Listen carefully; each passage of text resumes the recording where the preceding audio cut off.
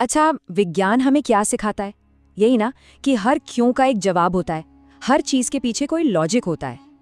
पर भारत में एक जगह ऐसी भी है जहां विज्ञान के ये सारे नियम, ये लॉजिक मानो ठहर से जाते हैं।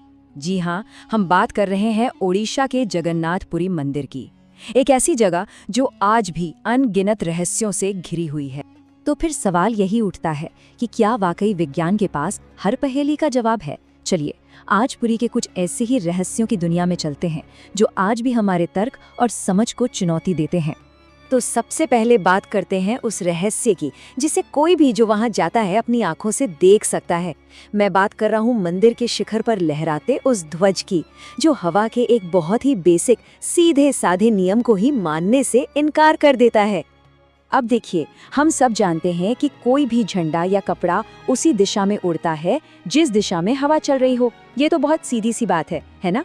लेकिन जगन्नाथ मंदिर में ये नियम पूरी तरह पलट जाता है। यहाँ का झंडा हमेशा, और मैं कह रही हूँ हमेशा, हवा से उल्टी दिशा में लहराता है। सोचिए जरा, अगर हवा पूरब से पश्चिम की ओर बह रही है तो झंडा पश्चिम से पूरब की ओर लहराएगा। कमाल है ना? और कहानी सिर्फ झंडे के उल्टे लहराने पर खत्म नहीं होती। ये झंडा हर रोज बदला जाता है, और ये कोई आज या कल की बात नहीं है। ये सिलसिला पिछले 1800 सालों से, सोचिए 1800 सालों से बिना एक भी दिन रुके ऐसे ही चला आ रहा है। ये जो अटूट परंपरा है, ये इस रहस्य को और भी ज्यादा गहरा बना देती है। लेकिन इस रोजाना होने वाले अनुष्ठान का महत्व इतना ज्यादा क्यों है? मान्यता ये है कि अगर सिर्फ एक दिन ये झंडा नहीं बदला गया तो मंदिर अगले 18 सालों के लिए बंद हो जाएगा। जी हाँ, पूरे 18 साल। चलिए हवा को चुनौती देने वाले इस ध्वज से अब आगे बढ़ते हैं और नजर डालते हैं मंदिर के मुख्य गुंबद पर।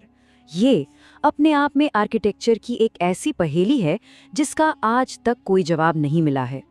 इस गुंबद के बारे में दो बहुत ही अजीब बातें हैं। पहली, आज तक किसी ने भी किसी भी पक्षी को इसके ऊपर से उड़ते हुए या इस पर बैठते हुए नहीं देखा है, कभी नहीं। और सिर्फ पक्षी ही नहीं, ये एक ऑफिशियल नो फ्लाई जोन भी है।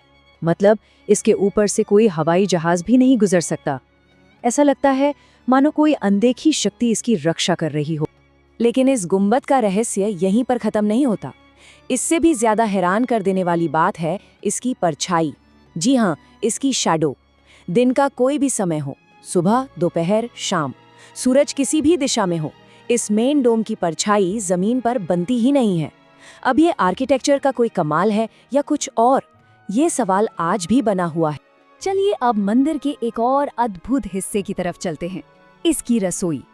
इसे दुनिया की सबसे बड़ी रसोई माना जाता है, और यहाँ जो प्रसाद बनता है उसे पकाने का तरीका फिजिक्स के नियमों को सीधी सीधी चुनौती देता है। यहाँ महाप्रसाद पकाने का तरीका एकदम अलग है। होता क्या है कि लकड़ी की आग पर एक के ऊपर एक 7 मिट्टी के बर्तन रखे जाते हैं। अब लॉजिक क्या कहता है? यही कि जो बर्तन आग के सबसे करीब है, यानी सबसे नीचे वाला, उसका खाना पहले पकना चाहिए, राइट? लेकिन यहाँ सब कुछ उल्टा है।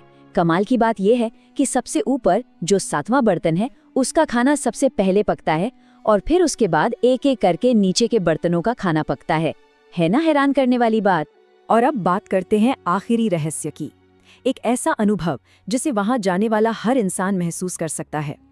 ये रहस्य जुड़ा है मंदिर के मेन गेट यानी सिंह द्वार पर, आवाज से। देखिए, मंदिर बिल्कुल समंदर के किनारे बना है, तो जब तक कोई बाहर है उसे लहरों का तेज शोर साफ सुनाई देता है। लेकिन जैसे ही कोई सिंह द्वार से सिर्फ बस एक कदम अंदर रखता है, समंदर की वो सारी आवाज अचानक गायब हो जाती है। बिल्कुल शांत, मानो किसी ने म्यूट बटन दबा दिया हो। तो इस अद्भुत घटना के पीछे की पारंपरिक मान्यता क्या है? माना जाता है कि खुद हनुमान जी समुद्र की ध्वनि को नियंत्रित करते हैं ताकि भगवान जगन्नाथ की शांति में कोई भी खलल न पड़े। ये देखिए, आस्था और रहस्य का कितना सुंदर संगम है। तो ये सब कुछ हमें एक आखिरी और सबसे बड़े सवाल पर लाके खड़ा कर देता है। ये जो भी हमने देखा और सुना, ये सब क्या है? कोई चमत्कार या कोई खोया हुआ विज्ञान? आज का दौर वो है जहां हर चीज के लिए सबूत मांगा जाता है, साइंटिफिक प्रूफ चाहिए होता है। ऐसे में जगन्नाथपुरी का मंदिर एक जिंदा सबूत की तरह खड़ा है, जो हमें बार बार याद दिलाता है कि शायद ऐसी भी शक्तियां हैं जो हमारी आज की समझ से कहीं बहुत परे हैं। तो सोचने वाली बात बस यही है कि क्या ये कोई ऐसी प्राचीन तकनीक है जिसके बारे में हम आज भूल चुके हैं, या फिर ये एक दिव्य चमत्कार है जिसे हमारा विज्ञान अभी तक समझ नहीं पाया है। इसका जवाब शायद विश्वास और विज्ञान की बीच की महीन रेखा पर ही कहीं छिपा है।